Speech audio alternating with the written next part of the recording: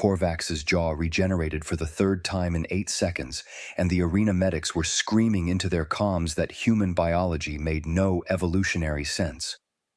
"Someone get the council," Station Commander Zilax's voice cracked across every frequency. "We have a Code Omega diplomatic incident in Arena 7. Emma Johnson stood in the center of the sparring ring, looking down at the 7-foot warrior crumpled at her feet, and her main thought was, "Oh no, I definitely hit him too hard." "Is he okay?" she called out, taking a hesitant step toward Korvax's unconscious form. Should someone check on him?" According to YouTube analytics, 99.6% of viewers are not subscribed. That's a huge number.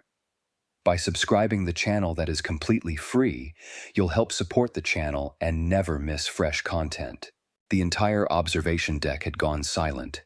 50 diplomatic representatives from across the galaxy stared through the reinforced viewing panels, their various appendages frozen in positions of shock. This was supposed to be a simple exhibition match, a friendly demonstration. Korvax, champion of the Vraxian Dominion, a species that had conquered 40 star systems through combat prowess alone, had challenged the human to a harmless sparring session. He'd been smirking when he threw the first punch. Emma had hit back once. 94 seconds, a medical technician whispered, checking his chronometer. "He's been unconscious for 94 seconds. That's never happened before. Not to a Vraxian, not to any Vraxian in recorded history." "Get me a full medical scan of the human," Zilax ordered, his translator barely keeping up with his rapid-fire speech. "And someone review our entire database on Earth. Now." Emma shifted uncomfortably, very aware that dozens of alien eyes were locked onto her. She was wearing the standard-issue station workout clothes, a simple gray tank top and shorts, and she suddenly felt extremely self-conscious. "Look, I'm really sorry. He said it was just for fun, and he hit me first, so I figured." "You thought?" Zilax descended from the observation deck so fast his hover platform nearly crashed. "Ambassador Johnson, do you have any idea what you've just done?" "I defended myself," Emma offered weakly. He seemed pretty confident, and the rules said responding was allowed, so... "His species has a perfect combat record spanning 12,000 years. Zilax was now close enough that Emma could see his chromatophores shifting through colors she was pretty sure indicated panic. "They've never lost a single combat encounter. Not one. And you just, with one hit." "Okay, but in my defense," Emma said, crossing her arms, "he was being kind of a jerk about it. The whole smirking thing, and he definitely put some force behind that punch." She rubbed her shoulder where Korvax's fist had connected, probably going to bruise. A medic scanning Emma from a safe distance made a strangled sound. "Commander, the impact she sustained would have shattered the bone structure of 17 known species." "She said it's going to bruise," another technician added, voice hollow.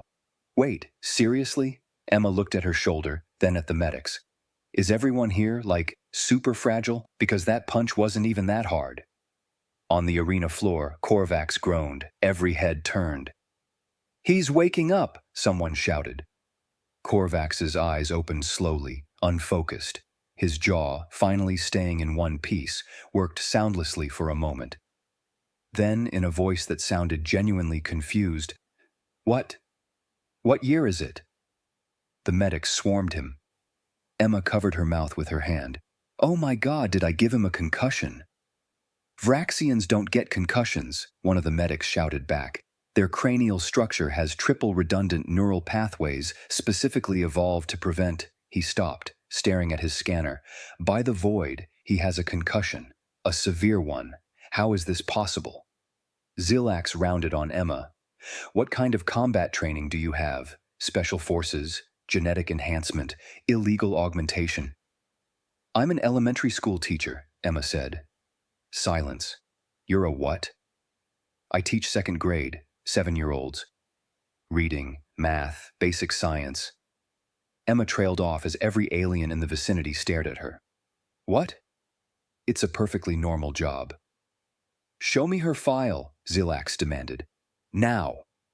A holographic display materialized, showing Emma's diplomatic credentials. The aliens crowded around it, reading frantically. No military service, someone read aloud. No combat training listed. Education degree from Ohio State University? Standard civilian background checks, all passed. Sports involvement, none. She has a note here that she consistently skipped gym class in high school. Zilax looked from the file to Emma to the still-dazed Korvax being helped to his feet by 4 medics. This makes no sense. Run a physical analysis. I want bone density, muscle fiber composition, neural response time, everything. Already running, Commander, a technician called out. Results coming in now. Oh no. What is it? Her bone density it's off the charts. The scanner thinks it's malfunctioning. Recalibrate. Already did, 3 times. Commander, her skeletal structure has a load-bearing capacity that exceeds our cargo loader mechs. Emma raised her hand tentatively. Is that bad? Her muscle fibers, another tech continued, voice shaking, are generating force ratios that our physics models say are impossible for organic tissue. The calculations the numbers keep breaking the system. How much force did she use in that punch? Zilax demanded. The techs exchanged glances. One of them cleared his throat. Based on the impact data and Korvax's mass, approximately 43,000 newtons. That's impossible. The data doesn't lie, Commander. What's a newton? Emma asked. Zilax's color shifted to something that might have been existential dread.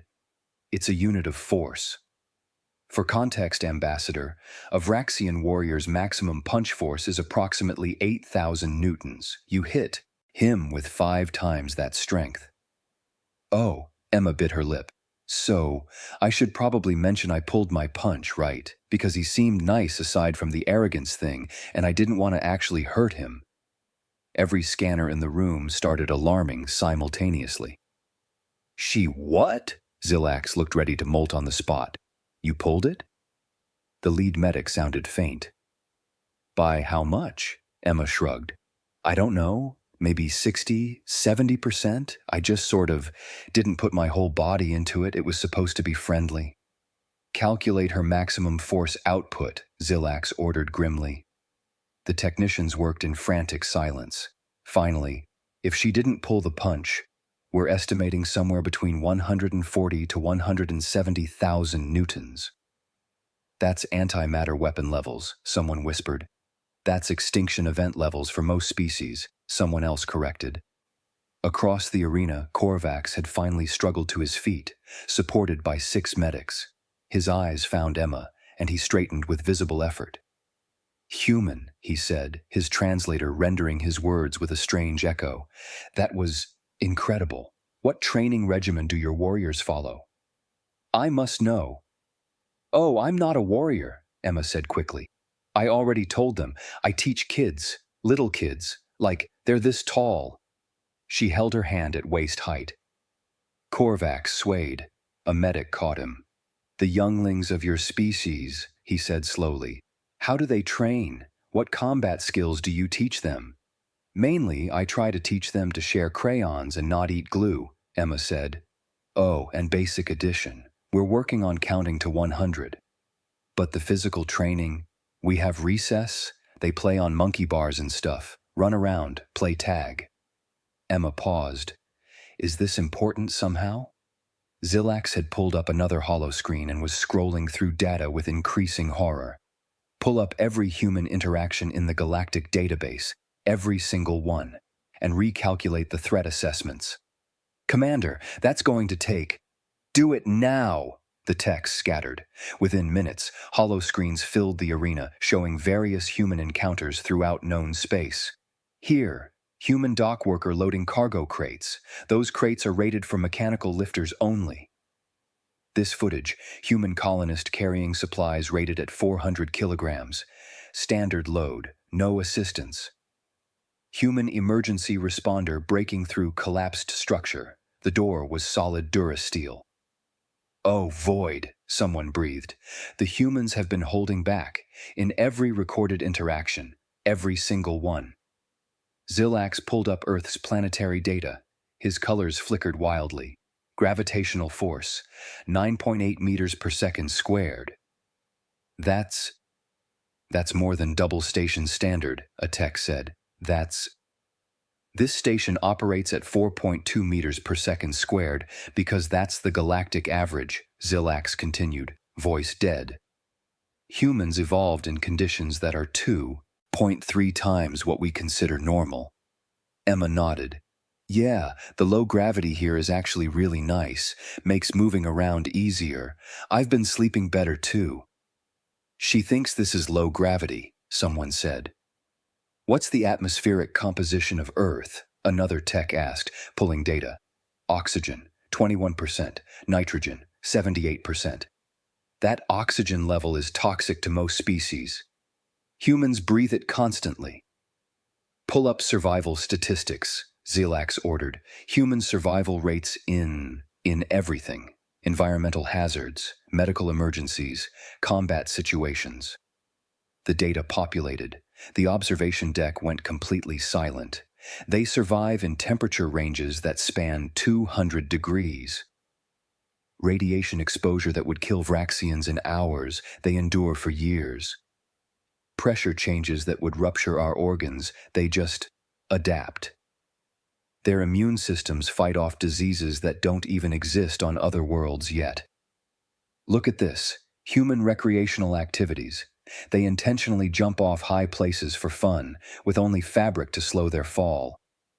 They ingest toxic alkaloids deliberately, for pleasure. They call it coffee. What about their military? Korvax asked, having recovered enough to process the conversation. His voice carried a note of awe mixed with fear. If this civilian school teacher can do this, what can their soldiers do? Emma laughed. Oh, I would not want to fight a Marine. Those guys are intense. Define intense, Zilax said carefully. Well, they train for years in combat. They do these crazy obstacle courses. They can march for miles with heavy gear. Emma thought about it. My brother-in-law is a Marine. He can do like 100 push-ups without stopping. It's wild. What's a push-up? Someone asked. Emma dropped to the arena floor and demonstrated, knocking out 10 perfect push-ups. She stood up, dusting off her hands. It's basic exercise. You just lift your own body weight. Kids do them in PE class. The medic who'd been scanning her looked at his device, then at Emma, then back at his device. She just lifted 62 kilograms 10 times using only her arms. In station gravity, that's equivalent to, he did a quick calculation. In her home gravity, she can functionally lift 143 kilograms repeatedly, and she considers this basic exercise for children. How many human soldiers exist? Korvax asked quietly. Oh, I don't know the exact numbers, Emma said. A couple million globally, plus reserves. Most countries have standing militaries. Millions, Zilax repeated. Millions of beings potentially trained in combat, on a death world, with biology that breaks our scanners. Death world? Emma frowned. Earth isn't a death world. It's really nice. We have beaches and mountains and... Your planet's classification has just been updated, a tech interrupted, showing a hollow screen. Previous classification, optimal habitation, diverse biosphere, resource-rich. New classification, extreme hazard environment, unlikely to support galactic standard life forms, recommend automated exploration only. But billions of humans live there just fine. Yes, Zilax said softly. That's the problem. A tone chimed through the arena. A holographic figure materialized, someone important, based on the elaborate regalia. Commander Zilax, I am Council Overseer Vexia. I'm watching the live feed. What is the current situation? Zilax straightened. Overseer, we have discovered a significant error in our assessment of human capabilities. The diplomatic incident has revealed that humans possess physical abilities far beyond our previous understanding. How significant? Every human entry in our database will need to be recalibrated, every interaction reanalyzed, every— Zilax paused. Overseer, with respect, I believe humans may be the most dangerous species in known space, and they don't even realize it. I'm standing right here, Emma said. That's kind of rude. Vexia's image focused on Emma. Ambassador Johnson, correct? Yes, ma'am, or your ladyship? Sorry, I'm still learning the proper forms of address. You struck Champion Korvax in an exhibition match. Yes, and I'm really sorry about that. He was very confident, and I thought he could take it, and— Our records indicate Korvax has defeated opponents from 632 different species in single combat. Emma glanced at Korvax, who was watching her with an expression she couldn't quite read.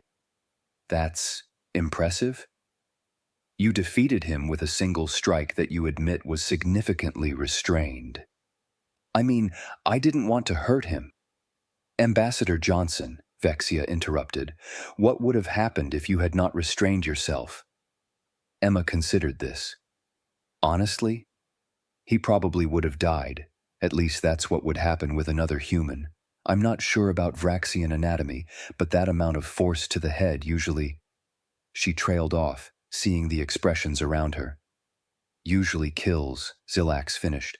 Well, yeah, that's why I pulled it. Emma spread her hands. Look, I don't know what kind of impression you all have of humans, but we're not violent. We have rules about fighting and laws against hurting people, and most humans go their whole lives without ever hitting anyone. This was it was supposed to be a friendly match, and I genuinely feel terrible about how it turned out. You keep saying you're not violent, Korvax said, his voice stronger now, but you carry weapons inside your body. Your skeletal structure could crush most species. Your muscle tissue generates impossible force. Your planet tried to kill you every day of your evolution, and you survived. That's not— Emma stopped. Okay, when you put it like that, it sounds bad. But Earth is beautiful. Yes, there are dangerous things, but there's also puppies and rainbows and ice cream. What's ice cream? Someone asked. It's frozen dairy with sugar and flavoring. It's delicious. Frozen— You eat frozen food? For pleasure? Well, yeah, it's a dessert, a treat. A tech spoke up. Commander, I'm pulling human dietary information. They consume capsaicin intentionally, and theobromine, and ethanol. Those are all toxic compounds. They taste good, though, Emma protested. Spicy food, chocolate, wine, these are normal things. She considers neurotoxins normal things, Zilax said to Vexia. The overseer was quiet for a long moment. Commander, implement Protocol 7 immediately. All human interactions are to be reclassified as high-priority diplomatic engagements. No species is to engage in physical competition with humans under any circumstances. Exhibition matches with human participants are hereby forbidden galaxy-wide. Overseer, I should inform you, there are currently 47 humans serving in various diplomatic positions throughout Council space. How many have we inadvertently insulted with inadequate accommodations? Zilax checked his datapad. Unknown, Overseer. Humans have a documented tendency to be extremely polite about substandard conditions. Of course they do, Vexia muttered. They probably think our optimal environments are vacation spots. Issue new guidelines immediately. Human comfort is priority 1. If they say they're fine, assume they're enduring conditions that would hospitalize our staff. Emma raised her hand. I really am fine, though. The low gravity is actually— See? Zilax gestured at Emma. This proves the Overseer's point exactly. I'm also adding a new regulation, Vexia continued. Humans are to be classified as unintentional hazards. This is not an insult, Ambassador Johnson, she added quickly, seeing Emma's expression, but a safety designation. Your species genuinely doesn't understand your own capabilities relative to the rest of us. We're not that different, Emma said weakly. You defeated a Vraxian champion by accident, Vexia said, while pulling your punch, after receiving what you considered a light hit that would have killed 17 species. I don't think you understand what different means. Korvax stepped forward, still unsteady but determined. Human Emma, he said formally, I challenged you out of arrogance. I believed my species superior in combat. I was wrong. The defeat was earned, and I bear no ill will. He paused. I would, however, like to understand how you are so composed. You just learned you could accidentally kill most beings you encounter. You show no fear, no arrogance, no— I teach second graders, Emma interrupted. Do you know how terrifying 7-year-olds can be? Yesterday, little Timmy brought his pet snake to school without permission. The day before, Sarah somehow got stuck in a ceiling tile. I once had a kid eat an entire bottle of glue because he thought it looked like yogurt. She smiled tiredly. Knocking out an alien warrior barely makes my top. 10 craziest days this month. The entire observation deck stared at her. Your younglings regularly attempt suicide by ingestion? Someone asked. And achieve vertical mobility through ceiling structures? The snake thing actually sounds reasonable compared to— They're kids, Emma said. They're curious and impulsive, and sometimes they make bad choices. My job is to keep them safe and help them learn. That's it. Your job, Zilax said slowly, is to supervise multiple small humans who presumably have similar physical capabilities to adults while they are in their most unpredictable phase of development. Well, they're not as strong as adults, but stronger than most galactic species. Emma opened her mouth, closed it. I never thought about it like that. How often do your younglings injure each other during play? Vexia asked. Oh, all the time. Scraped knees, bumped heads, the occasional bloody nose from roughhousing. Emma saw their expressions. It's normal. Kids are resilient. They heal fast. They heal fast, Zilax repeated faintly. Do human younglings receive combat training in these schools? Korvax asked. No, I mean, we have PE, physical education, where they exercise and play games, but it's not combat training. It's just running around, dodgeball, jump rope, basic stuff to keep them healthy. Dodgeball, Zilax pulled up a human database, is a game where children throw spherical objects at each other at high velocity with the goal of striking opponents. When you say it like that, it sounds violent. It's fun. The balls are soft. Soft by human standards, a tech noted, which may still exceed. Can we please stop analyzing everything about humans as if we're weapons? Emma said, frustration creeping into her voice. We're just people. Normal people. We laugh and cry and have families and jobs and hobbies. Yes, we evolved on a planet with higher gravity, and yes, maybe that means we're a bit more durable than you guys, but we're not monsters. We're not trying to be threatening. Silence filled the arena. Finally, Vexia spoke, her voice gentle. Ambassador Johnson, no one thinks you're monsters. What we're realizing is that the galaxy has been fragile relative to your experience. We're not afraid of humans. We're afraid we've been accidentally disrespectful, inadequate, or harmful to your people without realizing it. We're also realizing that we need to fundamentally change how we interact with your species. Oh, Emma deflated slightly. I guess that makes sense. I'm sorry for snapping. Don't apologize, Zilax said. You've been remarkably patient with us. He gestured around the arena. This has been a learning experience for everyone. Speaking of learning, Korvax said, Human Emma, would your people be willing to share combat techniques? Not to fight, he added quickly, seeing her expression, but to understand. My species has been warriors for millennia.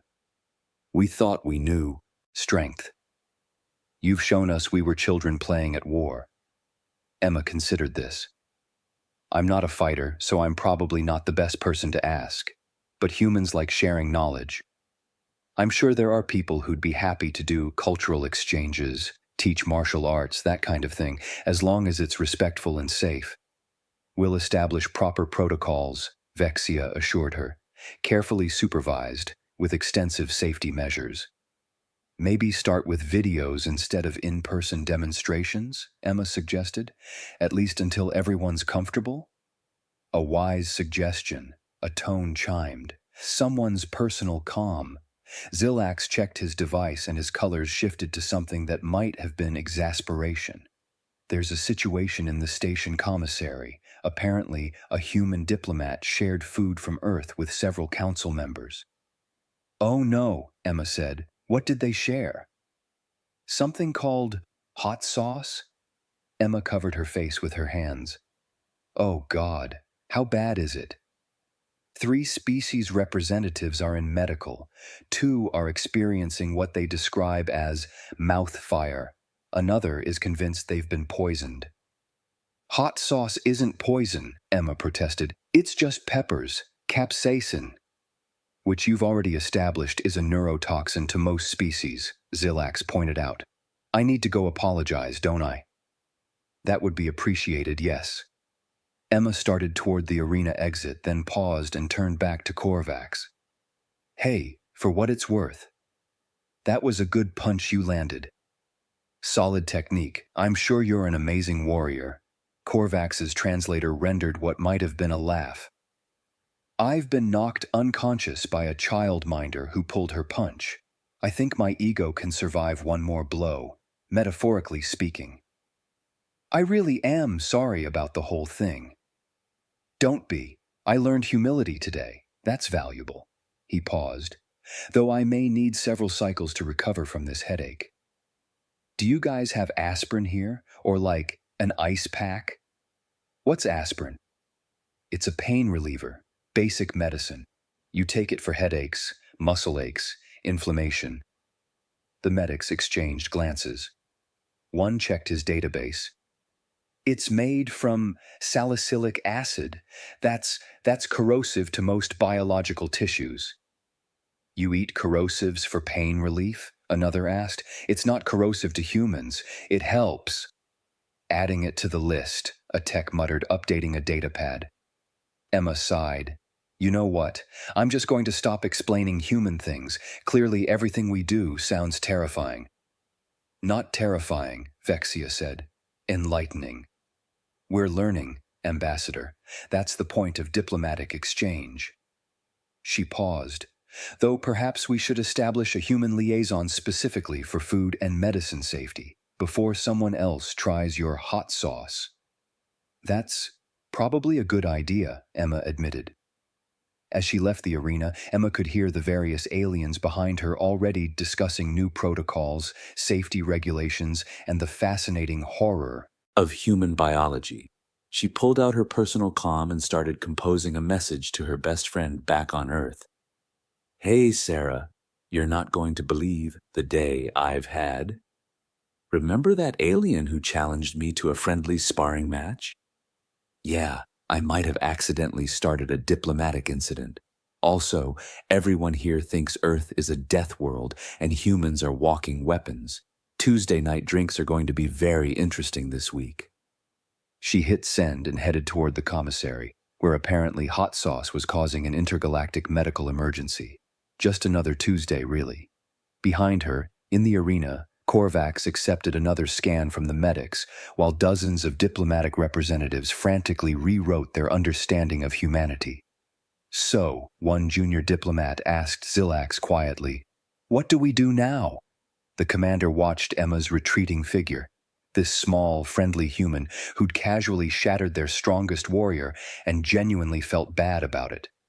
"We learn," he said. "We adapt, and we hope that humanity's kindness is as infinite as their strength." And if it's not, Zilax's colors flickered through a spectrum of emotions. Then we pray we never give them reason to stop being polite. In the medical bay, Korvax finally managed a full sentence without his translator glitching. "I think I understand now why they conquered their own planet before leaving it. Anything that survived alongside humans had to be equally terrifying." The medic treating him nodded solemnly. "The database says they domesticated wolves." Wolves. Apex predators on a death world. They made them into pets. "What's a wolf?" The medic pulled up an image. Korvax stared at the teeth, The muscle mass, the predatory stance. They keep these in their homes, around their children. They call them good boys, the medic added, reading further, and give them treats. Korvax lay back on the medical bed, staring at the ceiling. I need to rethink my entire understanding of the universe, he muttered. Get in line, the medic said. We all do.